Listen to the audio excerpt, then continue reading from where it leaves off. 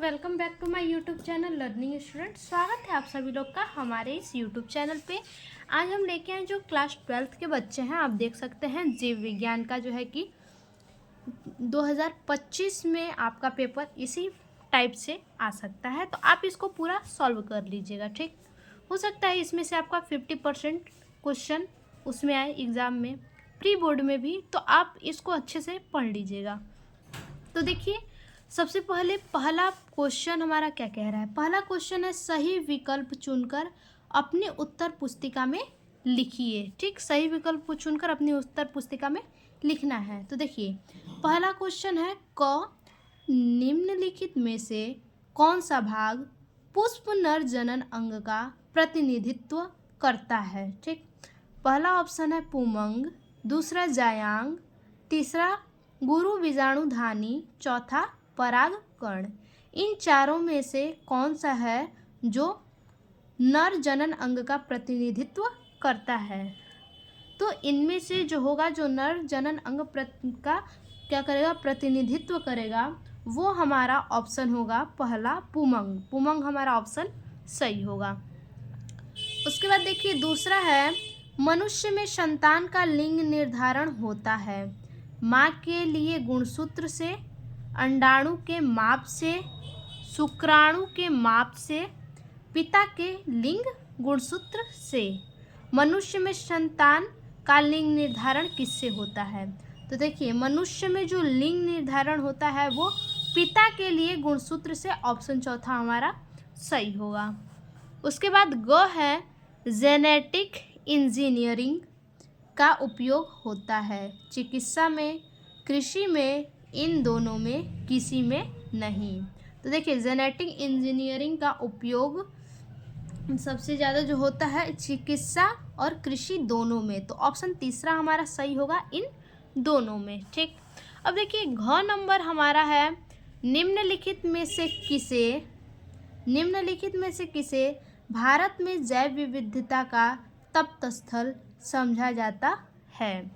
पहला ऑप्शन है अरावली पर्वत, दूसरा इंडो गंगेटिक मैदान, तीसरा पश्चिम घाट और चौथा है पूर्वी घाट।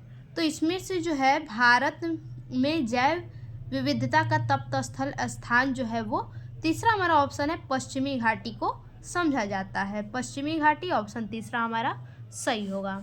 उसके बाद देखिए प्रश्नोत्तर संख्या 2। अच्छा देखिए, प्रश्नोत्तर संख्या पहला को देख लीजिए, हम इसको लिखेंगे कैसे, तो चलिए देख लेते हैं। देखिए, इस प्रकार से हेडिंग डाल लेंगे, उसके बाद लिखेंगे। देखिए, क का पहला हमारा ऑप्शन है पुमंग, हमने बताया। ख का चौथा है पिता के लिंग गुणसूत्र से निर्धारित होता है। ग का तीसरा ऑप्शन है इन दोनों से, और चौथा जो घ का होगा तीसरा पश्चिम घाट। इस प्रकार से आप आंसर लिखेंगे। अब देखेंगे प्रश्नोत्तर संख्या 2। देखिए, दूसरा क्वेश्चन क्या है, अति लघु उत्तरीय प्रश्न। क्लाइनफेल्टर एवं टर्नर सिंड्रोम में गुणसूत्रों की संख्या लिखिए। क्लाइनफेल्टर और टर्नर सिंड्रोम में गुणसूत्रों की संख्या कितना होता है। तो देखिए कितना होता है। देखिए, क्लाइनफेल्टर सिंड्रोम में पीड़ित लोगों में गुणसूत्रों की संख्या 47 होती है, जबकि टर्नर सिंड्रोम में पीड़ित लोगों में गुणसूत्रों की संख्या 45 होती है। अब देखिए, दूसरा क्या है, ख नंबर, नर जर्म कोशिकाएं किस विभाजन द्वारा शुक्राणुओं का निर्माण करती हैं। तो देखिए, नर जर्म कोशिकाएं अर्धसूत्री विभाजन द्वारा शुक्राणुओं का निर्माण करती हैं। ठीक, अब देखिए, ग नंबर क्या है, परागकण मात्र कोशिका में गुणसूत्रों की संख्या क्या होती है। परागकण जो मात्र कोशिका होती हैं उनमें गुणसूत्रों की संख्या कितनी होती है। तो देखिए, परागकण मात्र कोशिका में, ठीक, मातृ कोशिका में गुणसूत्रों की संख्या 4 होती है। अब देखिए, ग हो गया। घ नंबर, उस एंजाइम का नाम लिखिए जो डीएनए अणु को खंडों में तोड़ देता है। देखिए, कौन सा एंजाइम है, प्रतिबंधन एंजाइम डीएनए अणु को खंडों में तोड़ देता है।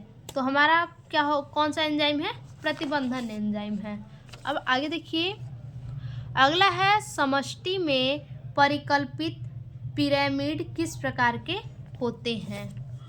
देखिए, संख्या का पिरामिड किस प्रकार के होते हैं? तो देखिए, एक होता है संख्या का पिरामिड, दूसरा जैव मात्रा का पिरामिड और तीसरा ऊर्जा का पिरामिड, यानी 3 प्रकार के होते हैं।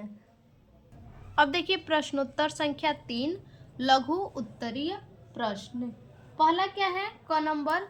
क नंबर है पक्षियों में लिंग निर्धारण को स्पष्ट कीजिए। तो देखिए, पक्षियों में लिंग निर्धारण हम देखेंगे किस प्रकार से होता है। देखिए, हेडिंग डालेंगे पक्षियों में लिंग निर्धारण।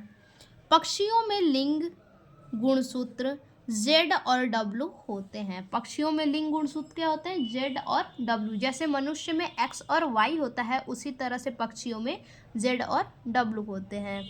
नए पक्षी में ZZ गुणसूत्र, नर जो पक्षी होता है उसमें ZZ गुणसूत्र पाए जाते हैं और मादा पक्षी में ZW गुणसूत्र पाए जाते हैं। और वहीं अगर देखा जाए मनुष्य में, तो नर में क्या होता है? XY होता है और मादा में XX होता है। जस्ट उसी का अपोजिट हमारा जो है कि पक्षी में होता है, नर में ZZ होता है और मादा में ZW गुणसूत्र पाए जाते हैं। यही गुणसूत्र पक्षियों में लिंग का निर्धारण करते हैं।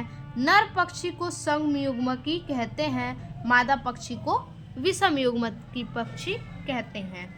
ठीक, अब देखिए उसके बाद है ख नंबर, वाटसन तथा क्रिक द्वारा प्रस्तुत डीएनए के द्विकुंडलित मॉडल का स्वच्छ नामांकन चित्र बनाइए। किसका? वाटसन और क्रिक के जो इनके द्वारा जो डीएनए को द्विकुंडलित मॉडल जो ये लोग दिए हैं उसका चित्र बनाना है। तो देखिए चित्र, देखिए इस प्रकार से जो है कि चित्र बना लेंगे। ठीक, फिर कुछ भी नहीं करना है, एग्जाम में बस आप नाम लिख दीजिएगा, वाटसन तथा क्रिक के द्वारा द्विकुंडलित मॉडल, डीएनए द्विकुंडलित मॉडल। फिर इस फिगर को सेम ऐसे ही आप बना लीजिएगा। ठीक, अब देखते हैं अगला क्वेश्चन। देखिए अगला है ग नंबर, प्रतिरक्षा क्या है? देखिए प्रतिरक्षा प्रणाली संक्रमण और बीमारियों के खिलाफ शरीर की रक्षा तंत्र है। प्रतिरक्षा प्रणाली क्या है? संक्रमण और बीमारियों के खिलाफ शरीर की रक्षा तंत्र है। इसमें कोशिकाओं, ऊतकों और अंगों का एक जटिल नेटवर्क शामिल है। इसमें क्या है? ऊतकों और अंगों का, ऊतक और अंग इन दोनों का एक जटिल नेटवर्क शामिल है जो स्वास्थ्य को बनाए रखते हुए हानिकारक रोगजनकों को पहचानने और उन्हें खत्म करने के लिए मिलाकर काम करते हैं। अब देखिए घ नंबर क्या है हमारा? घ नंबर है आर्किड पौधा आम के पेड़ की शाखा पर। आर्किड पौधा क्या है? आम के पेड़ की शाखा पर उग रहा है। आर्किड और आम के पेड़ के बीच पारस्परिक क्रिया को आप कैसे स्पष्ट करेंगे?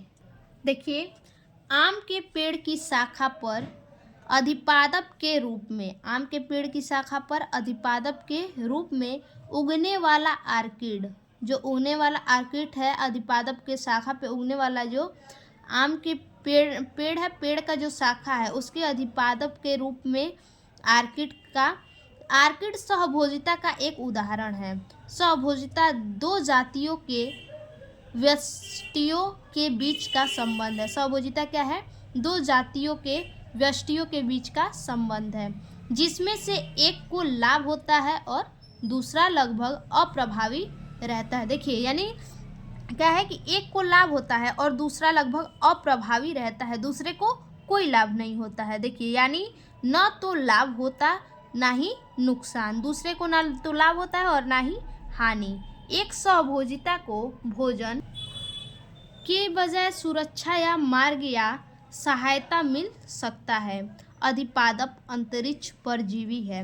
वे पेड़ों का उपयोग केवल जुड़ाव के लिए करते हैं और प्रकाश संश्लेषण द्वारा अपना भोजन स्वयं बनाते हैं। देखिए क्या कह रहा है, वे पेड़ों का उपयोग केवल जुड़ाव के लिए, देखिए पेड़ों का प्रयोग केवल जुड़ाव के लिए करते हैं और प्रकाश संश्लेषण द्वारा अपना भोजन वो खुद ही बनाते हैं। अब देखिए आगे, अंग नंबर है एक, स्थलीय परितंत्र में अपघटन चक्र का आरेखीय निरूपण कीजिए। क्या करना है, स्थलीय पारितंत्र में अपघटन चक्र का हमें आरेखीय निरूपण करना है। देखिए अपघटन एक प्रक्रिया है जिसमें ऑक्सीजन की आवश्यकता होती है। अपघटन क्या है, एक प्रक्रिया है जिसमें ऑक्सीजन की आवश्यकता होती है। अपघटन की दर जलवायुवीय घटकों तथा अपरद के रासायनिक संघटनों द्वारा निर्धारित होती है। एक विशिष्ट जलवायुवीय परिस्थिति में यदि अपरद काइटिन तथा लिग्निन से भरपूर होता है, देखिए क्या कह रहा है कि एक विशिष्ट जलवायु पारिस्थितिक में यदि अपरद काइटिन तथा लिग्निन से भरपूर होता है तब अपघटन दर धीमी होती है। यदि अपरद नाइट्रोजन तथा जल विलेय तत्वों जैसे चीनी आदि से भरपूर होता है तब यह तेज होती है। ताप एवं मृदा की नमी बहुत ही महत्वपूर्ण जलवायु घटक है जो मृदा के सूक्ष्म जीवों की क्रियाओं द्वारा अपघटन की गति को नियमित करते हैं। अब इसका आरेख देख लीजिए। देखिए आरेख हम इस प्रकार से बनाएंगे। अगर आपको फिगर नहीं बनाने आएगा तो आप इस प्रकार से लिख दीजिएगा, आरेख इस प्रकार से बना दीजिएगा। देखिए यहाँ पे उत्पाद है और यहाँ पे उपभोक्ता, मृदा, इस प्रकार से डायग्राम बना के फिर देखिए साइड में क्या है, डॉटेड करके इस प्रकार से आप लिखिएगा वायुमंडलीय आवक यानी इनपुट, गैसीय जावक यानी आउटपुट। ठीक, इस प्रकार से आप क्या कीजिएगा, आरेख बना दीजिएगा। अब देखिए अगला है लघु उत्तरीय प्रश्न। प्रश्न नंबर 4 है। क्या कह रहा है, लघु बीजाणुधानी तथा गुरु बीजाणुधानी के बीच कोई 3 अंतर स्पष्ट करें। देखिए क्वेश्चन नंबर डालेंगे प्रश्नोत्तर संख्या 4 क, इधर लघु बीजाणुधानी इधर गुरु बीजाणुधानी। अब देखिए इसमें लघु बीजाणुधानी में इसमें द्विगुणित 2n लघु बीजाणु मात्र कोशिका से अगुणित n लघु बीजाणुओं अथवा परागकणों का निर्माण होता है। गुरु बीजाणुधानी में इसमें द्विगुणित गुरु बीजाणु कोशिका से, इसमें क्या है मात्र कोशिका से है, इसमें गुरु बीजाणु कोशिका से अगुणित गुरु बीजाणुओं का निर्माण होता है। गुरु बीजाणु कोशिका से किसका निर्माण होता है, अगुणित गुरु बीजाणु का निर्माण होता है। और इसमें लघु बीजाणु मात्र कोशिका से अगुणित लघु बीजाणु का अथवा परागकणों का निर्माण होता है। यानी लघु बीजाणु से लघु बीजाणु का होता है निर्माण और गुरु बीजाणु कोशिका से गुरु बीजाणु का निर्माण होता है। और दूसरा है इसमें यह परागकोश की परागधानी या लघु बीजाणु धानी में होता है। यह बीजांड या गुरु बीजाणुधानी में होता है।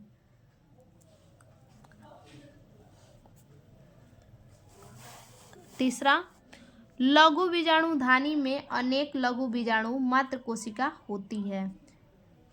गुरु बीजाणुधानी में प्रायः एकल गुरु बीजाणु मात्र कोशिका होती है। ठीक, लघु बीजाणुधानी में क्या अनेक मात्र कोशिका होती है और गुरु बीजाणुधानी में एक ही मात्र कोशिका होता है। अब देखिए आगे अगला क्वेश्चन है, हमारे समाज में लड़कियां पैदा होने पर दोष केवल महिलाओं को दिया जाता है, बताएं कि यह क्यों सही नहीं है। ठीक, देखिए समाज में क्या है, जब लड़कियां पैदा होती हैं तो दोष किसे दिया जाता है, महिलाओं को दिया जाता है, जो कि ये सही नहीं है। वही पूछा है कि ये क्यों नहीं सही है, इसका रीजन दीजिए। तो सबसे पहले समझिए, जब लड़कियां पैदा होती हैं तो पुरुष में क्या होता है, गुणसूत्र XY होता है और महिलाओं में XX होता है। ठीक, तो महिलाओं में XX है तो जाहिर सी बात है उसके यहाँ उसका गुणसूत्र क्या है, लड़कियों का ही है। और पुरुष में है तो पुरुष में XY लड़की और लड़का दोनों का है। तो पुरुष के ऊपर ये डिपेंड करता है, निर्भर करता है कि वो X गुणसूत्र देता है या फिर Y गुणसूत्र देता है। अगर X गुणसूत्र मिलाता है तो लड़की होगी और Y गुणसूत्र मिलाता है तो लड़का होगा। अब देखिए इसको किस प्रकार से लिखेंगे।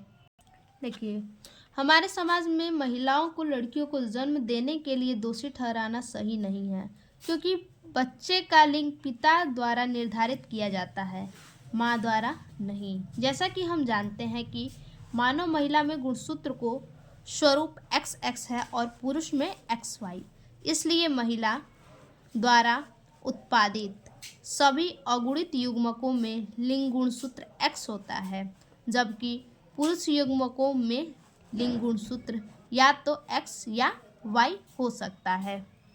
इसलिए 50% शुक्राणुओं में X गुणसूत्र होता है, जबकि अन्य 50% में Y होता है।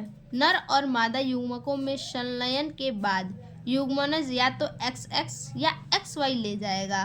ये युग्मनज के ऊपर डिपेंड करता है, वो XX लेता है या फिर XY लेता है। तो इस बात पर निर्भर करता है X या Y ले जाने वाले शुक्राणु ने अंडाणु को निषेचित किया है या नहीं। अंडाणु क्या किया है, अंडाणु को निषेचित किया है या नहीं, शुक्राणु ने अंडाणु को निषेचित किया है या नहीं। XX में ले जाने वाला युग्मनज एक मादा शिशु में विकसित होगा और XY एक नर शिशु का निर्माण करेगा। ठीक, अब देखिए अगला प्रश्न जो है, एक संकर क्रॉस का उदाहरण देते हुए यहाँ होगा। एक संकर क्रॉस का उदाहरण देते हुए मेंडल के प्रभाविता नियम की व्याख्या कीजिए। अब देखिए प्रभाविता का नियम पहले, जब युग्म विकल्पी या एलिलोगोट्स की एक जोड़ी को F1 संकर में संयोजित किया जाता है तो उनमें से केवल एक ही स्वयं को अभिव्यक्त करता है। देखिए क्या कह रहा है, F1 संकर में संयोजित किया जाता है। एक जोड़ी को जब F1 संकर में संयोजित किया जाता है तो उनमें से केवल एक ही स्वयं को अभिव्यक्त करता है, दूसरे की अभिव्यक्ति को छुपाता है। क्या करता है, एक अपने को दिखा देता है और दूसरा छिपा लेता है। मेंडलीय घटकों की एक जोड़ी की एक साथ वंशागति की जांच के लिए एक संकर क्रॉस का उपयोग किया गया था। एक संकर क्रॉस वह है जो एक ही वर्ण के केवल विभिन्न संस्करणों पर विचार करता है। क्या है, एक संकर क्रॉस वह है, यहाँ ध्यान दीजिएगा, एक संकर क्रॉस वह है जो एक ही वर्ण के केवल विभिन्न संस्करणों पर विचार करता है। जो लक्षण F1 पीढ़ी में घटित हुआ उसे प्रभावी कहा जाता है, जबकि जो लक्षण F1 पीढ़ी F1 जनसंख्या में प्रकट नहीं हुआ उसे अप्रभावी कहा गया। अब देखिए क्रॉस के द्वारा देख लीजिए, जनक शुद्ध लंबा जनक है और ये बौना जनक है। देखिए कैपिटल T है डबल और यहाँ स्मॉल t है डबल, यानी ये शुद्ध लंबा हो गया, ये शुद्ध बौना हो गया। अब इसमें का एक कैपिटल T लेंगे, इसमें का एक स्मॉल t लेंगे, संकरण करवाएंगे तो युग्मक, देखिए युग्मक हमें क्या मिलेगा, कैपिटल T स्मॉल t। ठीक, यानी विषम युग्मनजी लंबा। ठीक, यानी ना तो लंबा होगा ना तो बौना होगा। उसके बाद अगर इसी को कैपिटल T स्मॉल t, यहाँ पे कैपिटल T स्मॉल t, अब इसमें संकरण करवाया जाए तो F2 पीढ़ी हमारा क्या प्राप्त होगा, ये जो हमें प्राप्त हुआ ये F1 पीढ़ी है। अगर वही F2 पीढ़ी को कहा जाए तो वो हमें क्या प्राप्त होगा, देखिए कैपिटल T और स्मॉल t इन्हें करवाया जाए तो या तो हमें TT प्राप्त होगा या तो कैपिटल T स्मॉल t। ठीक, देखिए यहाँ पे अगर इस टी में करवाया जाए तो दोनों कैपिटल T होगा, और वही कैपिटल T स्मॉल t में करवाया जाए तो कैपिटल T स्मॉल t होगा। अगर वही बौना में करवाया जाए तो बौना हमें प्राप्त होगा। ठीक, और शुद्ध लंबा शुद्ध बौना में करवाया जाए तो हमें क्या प्राप्त होगा, विषम युग्मनजी लंबा प्राप्त होगा। तो इसी को हमने यहाँ पे दिखाया है, इस तरह से आप भी दिखाइएगा। उसके बाद देखिए फिनोटाइप अनुपात। फिनोटाइप अनुपात क्या है, 3 लंबा एक बौना, यानी 3:1 होगा, पहले में 3:1। उसके बाद देखिए जीनोटाइप अनुपात, जीनोटाइप अनुपात क्या होगा, शुद्ध लंबा, संकर लंबा, बौना, यानी 1:2:1 का रेशियो बनेगा जीनोटाइप में। अब देखिए उसके आगे, इस प्रकार जब एक F1 संकर में युग्म विकल्पी की एक जोड़ी एक साथ आती है तो उनमें से केवल एक ही शुद्ध को व्यक्त करता है, दूसरे की अभिव्यक्ति को पूरी तरह से छिपा देता है। उपयुक्त उदाहरण में कैपिटल टी स्मॉल टी, यानी ये क्या है, F1 संकर लंबा में केवल टी खुद को प्रमुख के रूप में व्यक्त करता है, जबकि स्मॉल टी यानी बौना अप्रभावी के रूप में छिपा रहता है। तो ये हमारा हो गया क्वेश्चन नंबर जो है कि चौथे का ग। अब देखेंगे घ नंबर, डीएनए कुंडलिनी की कौन सी विशेषता ने वाटसन व क्रिक को डीएनए प्रतिकृति के सेमी कंजर्वेटिव रूप को कल्पित करने में सहयोग किया, इसकी व्याख्या कीजिए। देखिए अब इसको देखिए, वाटसन और क्रिक ने अणु की प्रति समानांतर द्विकुंडली संरचना के आधार पर डीएनए प्रतिकृति का एक अर्धसंरचनित तरीका प्रस्तावित किया। उन्होंने सुझाव दिया कि डीएनए अणु के दोनों रज्जुक अलग हो जाते हैं। उन्होंने क्या सुझाव दिया कि डीएनए अणु के जो दोनों रज्जुक होते हैं वो अलग हो जाते हैं और प्रत्येक रज्जुक एक नए रज्जुक के उत्पादन के लिए एक टेम्पलेट के रूप में कार्य करता है। टेम्पलेट और उसका पूरक तब डीएनए के एक नए कुंडली को बनाने के लिए संयोजी होते हैं। देखिए क्या कह रहा है कि टेम्पलेट और उसका पूरक, टेम्पलेट और उसके पूरक दोनों क्या है, पूरक तब डीएनए के एक नए कुंडली को बनाने के लिए संयोजित होते हैं जो मूल अणु के समान होता है। वो कैसा होता है, मूल अणु के समान होता है। नए रज्जुक में उपस्थित क्षार के अनुक्रम का आसानी से अनुमान लगाया जा सकता है।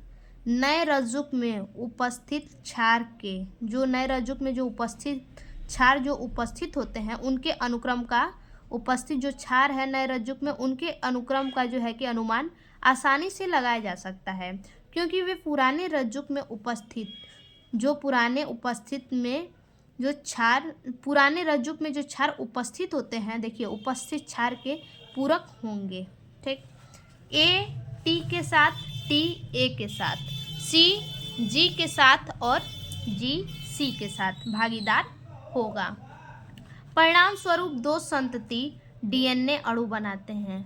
दो संतति क्या करते हैं, डीएनए अणु बनाते हैं। दो संतति मिलकर डीएनए अणु बनाते हैं जो मूल अणु के समान होते हैं। आगे,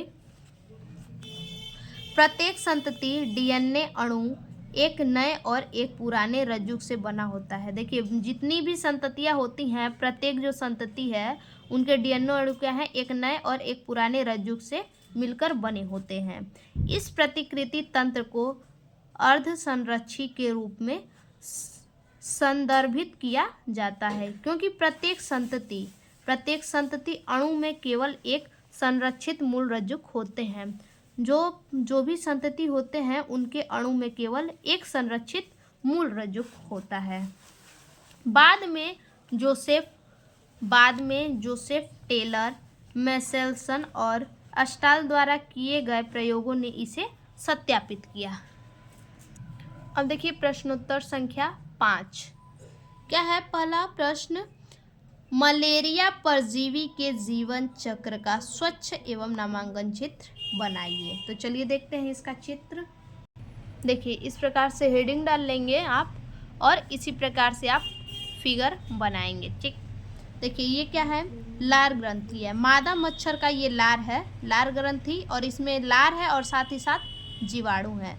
उसके बाद मादा मच्छर ये क्या करेगा, मानव त्वचा पे काटेगा। इसका जो लार है, इस लार में जीवाणु है, मानव त्वचा पे जाएगा और सीधा कहाँ इफेक्ट करेगा, मानव यकृत यानी लीवर पे। उसके बाद लिवर में क्या होगा, अलैंगिक जनन रक्त में मोचित होगा, इसमें अलैंगिक जनन होने लगेगा, ये रक्त में मोचित होगा। उसके बाद ये इफेक्ट करेगा परजीवी आरबीसी पर। उसके बाद होगा लैंगिक अवस्था। लैंगिक अवस्था क्या है, लैंगिक अवस्था में नर हो या फिर मादा। फिर ये देखिए यहाँ पे मादा मच्छर, यहाँ पे हमने मच्छर बनाया है, यहाँ पे भी मच्छर है और यहाँ पे भी मच्छर है, ठीक। उसके बाद देखिए ये क्या है, हमारा मच्छर होस्ट, ऐसे आप लिख दीजिएगा, ऐसे लाइन खींच के लिखिएगा मच्छर होस्ट, और ये क्या है, मानव होस्ट, ठीक। अब देखिए दूसरा क्या है, जैविकी यानी जीव विज्ञान। जीव विज्ञान के अध्ययन ने संक्रमण रोगों को नियंत्रित करने में किस प्रकार हमारी सहायता की है। देखिए संक्रमण रोगों के विरुद्ध विभिन्न सार्वजनिक स्वास्थ्य उपयोगों ने निम्न प्रकार सहायता की है। अब देखिए किस प्रकार, पहला शिक्षा के द्वारा सहायता किया है रोगों से, कैसे, लोगों को संक्रमण रोगों के बारे में शिक्षित किया जाना चाहिए ताकि संक्रमण से खुद को बचा सके, ताकि वे संक्रमण को खुद से बचा सकें। उसके बाद दूसरे नंबर पे है टीकाकरण। संक्रमण से बचने के लिए लोगों को टीका लगवाना चाहिए। हैजा, टाइफाइड, टीबी आदि के विरुद्ध टीकाकरण उपलब्ध है। इसलिए देखिए छोटे बच्चों को जब छोटे रहते हैं तो उनको जो है कि टीकाकरण जितनी भी होती हैं सब साल भर के अंदर लग जाता है। देखिए तीसरा इसमें क्या करेंगे, स्वच्छता। स्वच्छ वातावरण बीमारियों के प्रसार को रोक सकता है। सार्वजनिक स्वच्छता में शामिल है कचरा और मानव मल का उचित निपटान, जल स्रोतों की समय समय पर सफाई और विष्क्रमण, सार्वजनिक खान पान में स्वच्छता के सामान्य तरीकों का पालन करना। यानी हर जगह से क्या है, हमें स्वच्छता बरतनी चाहिए, सावधानी बरतनी चाहिए। उसके बाद अगला है रोगवाहकों का उन्मूलन। रोगवाहकों के प्रजनन स्थलों को नष्ट कर दिया जाना चाहिए। रोगवाहकों के प्रजनन का जो स्थान है उस स्थान को नष्ट कर देना चाहिए और उचित तरीकों से वयस्क रोगवाहकों को मार दिया जाना चाहिए। अब देखिए अगला हमारा क्वेश्चन है ग नंबर, जैव उर्वरक किस प्रकार से मृदा की उर्वरता को बढ़ाते हैं। देखिए जैव उर्वरक सूक्ष्मजीव है जो मृदा के पोषक तत्वों को पुनर्स्थापित करते हैं, जबकि पारिस्थितिक लाभ को अधिकतम करते हैं और पर्यावरणीय खतरों को कम करते हैं। देखिए सबसे पहले जैव उर्वरक सूक्ष्म जीव है। जैव उर्वरक क्या है, एक प्रकार से सूक्ष्म जीव है जो मृदा के पोषक तत्वों को, जो मृदा में जो पोषक तत्व होते हैं उनको पुनर्स्थापित करते हैं, जबकि पारिस्थितिक लाभ को अधिकतम करते हैं। जो पारिस्थितिक लाभ होता है उनको अधिक करते हैं और पर्यावरणीय खतरों को कम करते हैं। जो पर्यावरणीय खतरा होता है उस खतरे को कम करते हैं। जैव उर्वरक और मृदा की उर्वरता को बनाए रखने में, जैव उर्वरक को और मृदा की जो उर्वरता होती है उन दोनों को बनाए रखने में उनकी भूमिका के बारे में बताया गया है। अब देखिए पहला क्या है भूमिका इनका, देखिए पहला है मुक्त जीवित नाइट्रोजन स्थिरीकृत जीवाणु मृदा में वायुमंडलीय नाइट्रोजन को स्थिरीकृत करते हैं। वायुमंडलीय नाइट्रोजन को क्या करते हैं, स्थिरीकृत करते हैं मृदा में, जिससे यह उच्च पादपों को उपलब्ध हो जाता है। इसका सबसे अच्छा उदाहरण एजोबैक्टर है। देखिए तीसरा है राइजोबियम, एक नाइट्रोजन स्थिरीकृत जीवाणु है जो लेग्यूमिनस पादपों के साथ एक बेहतरीन सहजीवी संबंध बनाता है। यह प्रति हेक्टेयर मृदा में 500 केजी तक नाइट्रोजन को स्थिरीकृत कर सकता है। देखिए प्रति हेक्टेयर मृदा में, यानी 1 हेक्टेयर मृदा में क्या है 500 केजी नाइट्रोजन को स्थिरीकृत कर सकता है। उसके बाद एनाबीना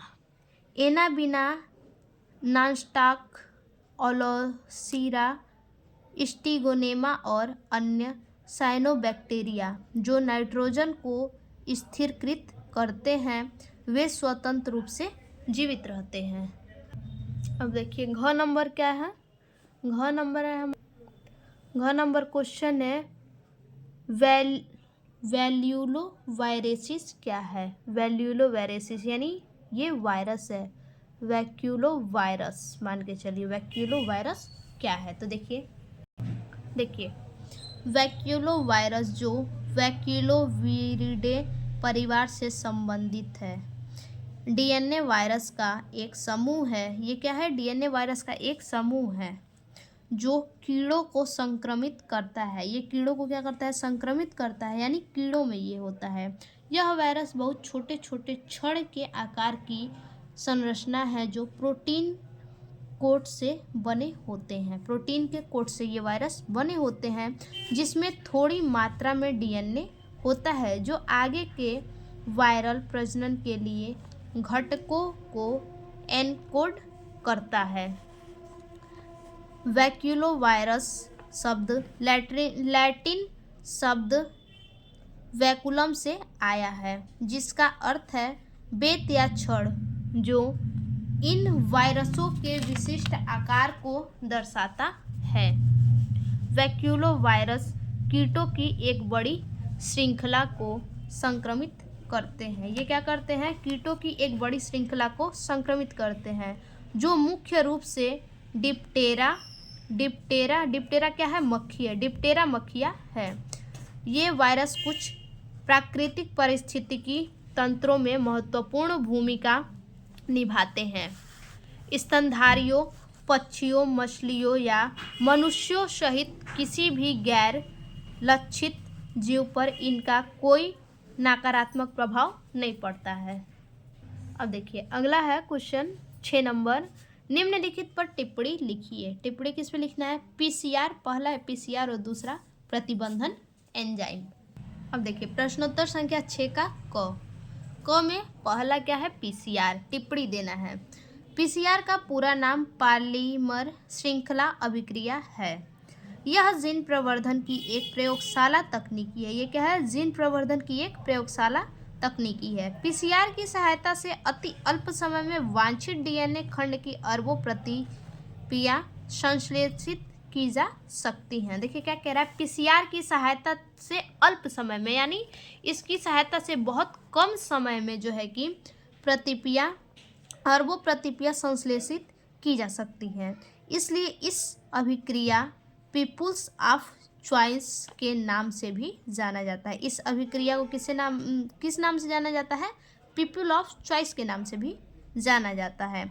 इस तकनीकी के विकास के उपरांत उसे जीन प्रवर्धन हेतु वेक्टर डीएनए की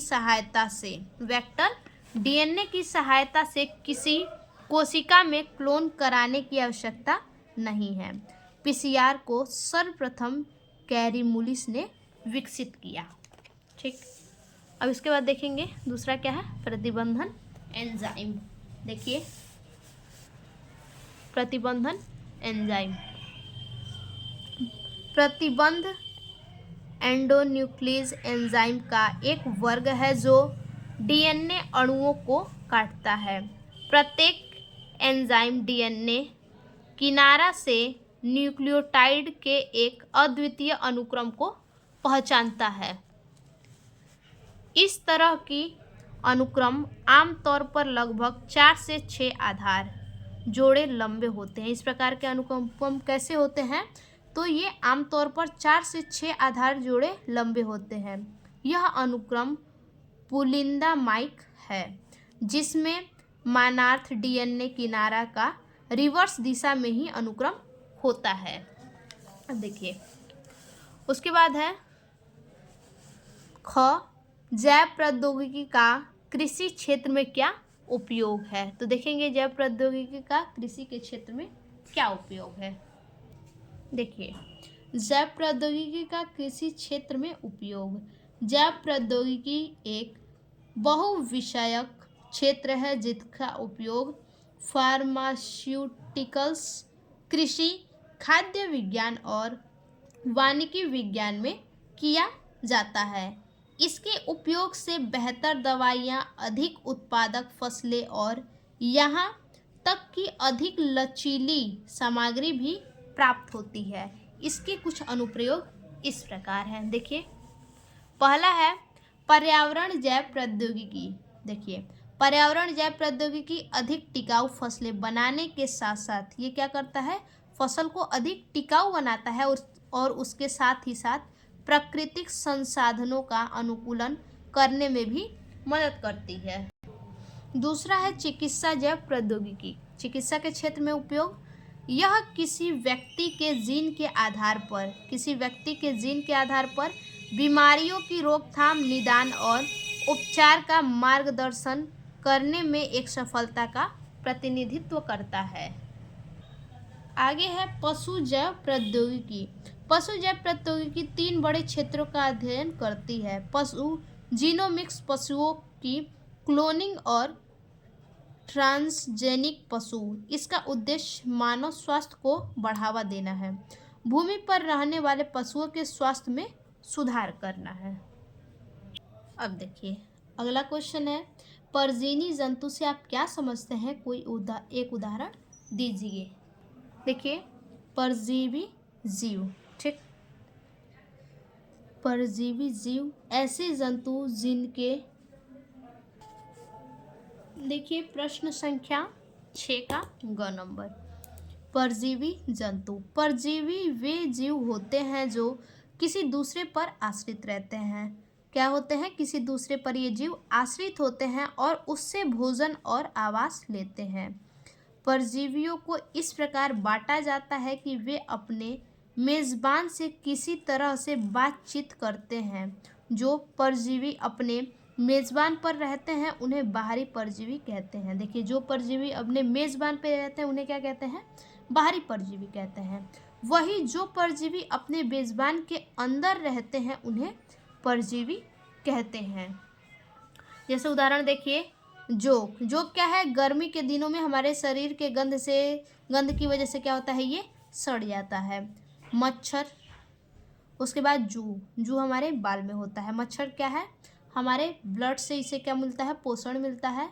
जू हमारे सिर में रहता है, ठीक। और चिड़ुआ क्या होता है, ठंडी के दिनों में जो बिल्कुल सड़ जाता है कपड़े में, उसे चिड़ुआ कहते हैं।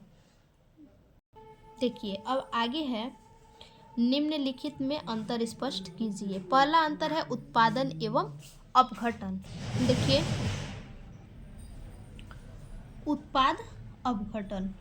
उत्पाद में पहला क्या है, सरल अकार्बनिक पदार्थों से जटिल कार्बनिक पदार्थ का निर्माण उत्पादन कहलाता है। यहाँ देखिए, सूक्ष्म जीवों द्वारा मृत कार्बनिक पदार्थ के जटिल बड़े अणुओं का सरल अकार्बनिक पदार्थों में विघटन अपघटन कहलाता है। दूसरा उत्पाद क्या होता है, अपचयी क्रिया। उत्पाद में अपचयी क्रिया होती है, वही अपघटन में अपचयी क्रिया होती है। इसमें उपचयी क्रिया और इसमें अपचयी क्रिया। तीसरा नंबर क्या है, इस प्रक्रिया में सूर्य की विकिरण ऊर्जा खाद्य पदार्थ की रासायनिक ऊर्जा में बदल जाती है। और यहाँ पे जटिल रासायनिक पदार्थों के अपघटन में ऊर्जा ऊष्मा के रूप में मुक्त होती है। दूसरा क्या है, इसमें परजीविता एवं सहभोजिता। देखिए, परजीविता सहभोजिता। परजीविता क्या है, जब एक जीव दूसरे जीव से पोषण प्राप्त करता है परजीविता कहते हैं। इसमें देखिए, जब एक जीव को दूसरे जीव से लाभ हो, लेकिन दूसरे जीव को पहले जीव से लाभ न हो और ना ही हानि, तो उसे क्या कहते हैं, हम सहभोजिता कहते हैं। यानी एक जीव को दूसरे जीव से लाभ हो और दूसरे जीव को न तो लाभ हो और न तो हानि हो। इसमें देखिए, इसमें एक जीव को लाभ तथा एक को हानि होती है। एक सहभोजिता दूसरे सहभोजिता से लाभ लेता है। उदाहरण, अमरबेल, जोक, जू जैसे पादप एवं जीव परजीवी के प्रमुख उदाहरण हैं। यहाँ पे उदाहरण में बगुला, भैंस, ठीक। यानी भैंस क्या होता है, भैंस देखिए क्या, जो गोबर उसका होता है उसमें क्या होता है, जो छोटे छोटे पिल्लू होते हैं उस पिल्लू को क्या करता है, बगुला खाता है। ठीक, अब देखिए इसके बाद है अगला प्रश्न हमारा 7 नंबर, दीर्घ उत्तरीय प्रश्न है। इसमें क्या करना है, अथवा करके 2 क्वेश्चन दिया है, दोनों में से किसी एक का हमें उत्तर देना है। तो पहला प्रश्न है हमारा इसमें, मनुष्य के नर जनन तंत्र का सचित्र वर्णन कीजिए, इसमें शुक्राणु कहाँ संचित रहते हैं। अथवा पुष्पी पादपों में लघु बीजाणु जनन का सचित्र वर्णन कीजिए। तो हम देखेंगे पुष्पी पादपों में लघु बीजाणु जनन का सचित्र वर्णन। देखिए लघु बीजाणु जनन, माइक्रोस्पोरेंजेसिस, ठीक, माइक्रोस्पोरा स्पोरेंजियम।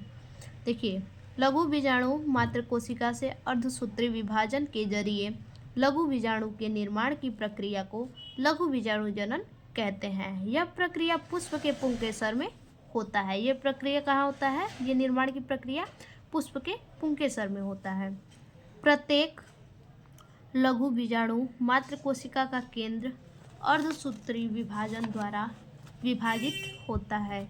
इस प्रकार के विभाजन से 4 केंद्रक बनते हैं। ठीक, इस प्रकार जो ये विभाजन होता है इसमें 4 केंद्रक बनते हैं तथा प्रत्येक केंद्रक में गुणसूत्रों की संख्या मात्र कोशिका के केंद्रक से आधी या अगुणित रह जाती है। द्विबीजपत्री पौधों में सामान्यतः 4 केंद्रक बनने के बाद ही कोशिका द्रव्य विभाजन होता है। ठीक, अब देखिए फिगर आप इस प्रकार से बनाएंगे। इसके जो है कि 5 फिगर है, इस 5 फिगर को ऐसे आप बनाइएगा। ठीक, चतुष्फलकीय फिगर है ये। उसके बाद ये क्रमित हो जाते हैं, 4 भागों में डिवाइड हो जाते हैं। ये क्राशित है लंबवत लंबा में और ये टी आकार का। इस प्रकार से आप फिगर बना लीजिएगा। उसके बाद लिखेंगे आवृतबीजी पौधों में बीजाणु चतुष्क। ठीक, अब देखिए अर्धसूत्री विभाजन से विभिन्न विधियों द्वारा बनने वाली 4 कोशिकाएं जो 4 लघु बीजाणु अथवा गुरु बीजाणु होती हैं। 4 कोशिकाएं जो होती हैं वो क्या होती हैं, 4 लघु बीजाणु अथवा गुरु बीजाणु होती हैं। विभिन्न प्रकार के चतुष्कों में विन्यासित हो जाती है। अब देखिए 8 नंबर प्रश्न भी है, अथवा करके अनुवांशिक कूट क्या है, इसकी मुख्य विशेषताओं का वर्णन कीजिए। या फिर जैव विकास किसे कहते हैं, भूवैज्ञानिक कालों में होकर पादपों के विकास का सचित्र वर्णन कीजिए। तो हम करेंगे अनुवांशिक कूट क्या है, इसकी मुख्य विशेषता का वर्णन। प्रश्नोत्तर संख्या 8, अनुवांशिक कूट। जीवित कोशिकाओं में डीएनए या न्यूक्लियोटाइड त्रिक के जो त्रिक होते हैं उन त्रिक के एमआरएनए उसके अनुक्रम में प्रोटीन में सूचना को स्थानांतरित करने के नियमों का सेट है। कूट का यह स्थानांतरण राइबोसोम द्वारा किया जाता है। अब इसका विशेषता देखिए, मुख्य विशेषता। ठीक, देखिए पहला विशेषता है अनुवांशिक कूट हमेशा ट्रिप्लेट होता है, यानी 3 नाइट्रोजन बेस के समूह में रहता है। दूसरा 20 अमीनो अम्ल के लिए 64 कूट होते हैं। 20 अमीनो अम्ल के लिए 64 कूट होते हैं, यानी 1 अमीनो अम्ल के लिए 1 से अधिक कूट होते हैं। तीसरा नंबर अनुवांशिक कूट कोमा रहित होता है। 5वां है यह अपहासी कूट होता है, यानी अपहासी का मतलब यानी 1 अमीनो अम्ल के लिए 1 से अधिक कूट होते हैं। उसके बाद है 5वां आनुवांशिक कूट अतिच्छदित नहीं रहता है, यानी 2 कूट बिल्कुल अलग अलग होते हैं। 6वां है आनुवांशिक कूट स्पष्ट होता है। अतः एक कूट हमेशा एक ही प्रकार के अमीनो अम्ल को कूट करता है। अब देखिए, सर्वव्यापी आनुवांशिक कूट हर एक जीवधारियों के लिए एक समान होता है। 8वां है, अधिकांश पॉलीपेप्टाइड श्रृंखला में प्रथम अमीनो अम्ल मिथियोनिन होता है। प्रथम अमीनो अम्ल मिथियोनिन होता है तथा संदेशवाहक आरएनए पर इसके लिए कूट AUG तथा GUG कभी कभी होता है। अब देखिए, हमारा अब 9 नंबर प्रश्न है जो आखिरी है, वो है पादपों की जाति विविधता 22%, जंतुओं 75% की अपेक्षा बहुत कम है। क्या कारण है कि जंतुओं में अधिक विविधता मिलती है, अथवा किसी भौगोलिक क्षेत्र में जाति क्षति के मुख्य कारण क्या है? तो हम देखेंगे भौगोलिक क्षेत्र में जाति क्षति के मुख्य कारण। देखिए, प्रश्नोत्तर संख्या 9, जाति क्षति के कारण। विभिन्न समुदायों में जीवों की संख्या घटती बढ़ती रहती है। समुदाय में क्या होती है, जीवों की जो संख्या होती है वो घटती रहती है, विभिन्न यानी किसी भी समुदाय में। जब तक किसी पारितंत्र में मौलिक जाति उपस्थित रहती है, किसी भी पारितंत्र में जब तक मौलिक जाति जो होती है वो उपस्थित होती है, तब तक जातिया के सदस्यों की संख्या में वृद्धि होती है, यानी जातियाँ क्या होती है, वृद्धि करती रहती है। मौलिक जाति के विलुप्त होने पर, मौलिक जाति अगर विलुप्त हो जाए तो उसके विलुप्त होने पर इसके जीन भंडार में उपस्थित महत्वपूर्ण लक्षण विलुप्त हो जाते हैं। उनके लक्षण भी क्या होते हैं, जीन भंडार में विलुप्त हो जाते हैं। यह एक प्राकृतिक प्रक्रिया है, लेकिन मानव हस्तक्षेप के कारण संपूर्ण विश्व जाति क्षति की बढ़ती हुई दर का सामना कर रहा है। संपूर्ण जो विश्व का जाति है, संपूर्ण लोग जितने भी हैं वो क्या कर रहे हैं, क्षति की बढ़ती हुई दर का क्या कर रहे हैं, सामना कर रहे हैं।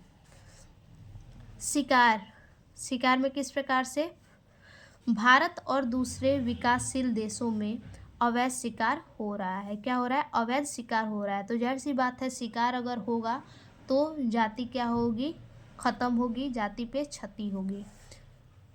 वासस्थल की कमी और विखंडन, प्रदूषण की वजह से आवास का विखंडन।